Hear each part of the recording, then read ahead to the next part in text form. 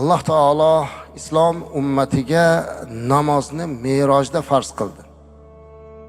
Hamma hukmlar azizlar, hamma buyruqlar, mana zakot bo'lsin, haj bo'lsin, boshqa ibodatlar bo'lsin, hammasi yer yuzida buyurilgan. Yerda Jabroil alayhisalom kelib buyurganlar payg'ambarimiz alayhisalomga mana shunday ibodat qilishlik.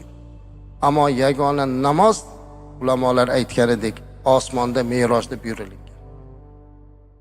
Shuning uchun Anas radhiyallohu anhu dan rivoyat qilinadiki, Imom Termiziyda keladi bu hadis.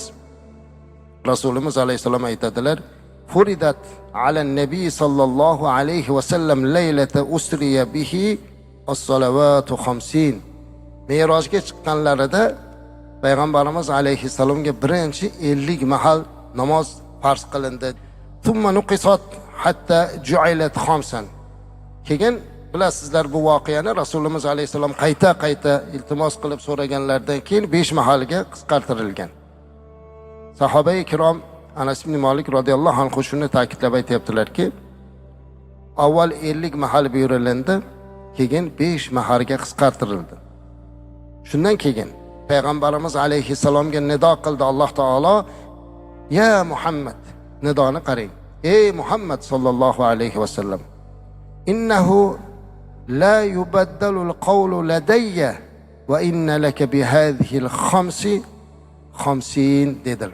Ya'ni ey Muhammad sallallohu alayhi va sallam, albatta mening gapim o'zgarmaydi. Alloh aytibdi, meni gapim o'zgarmaydi. Men senga 50 mahal deb aytdim, lekin 5 mahalga tushirdik, meni gapim o'zgarmaydi. Sizga ushbu 5 mahalni 50 tana ajr borligini xabar qilaman dedi.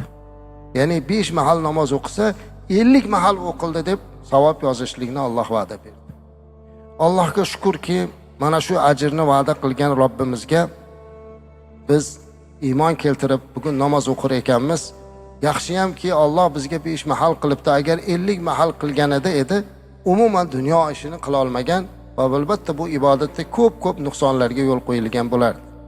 Lekin Alloh haqqi azza va jalla mehribon zot bizga 5 mahal namozni buyurib, 5 mahal namozga 50 mahal namozga beriladigan ajrni va'da qilyapti.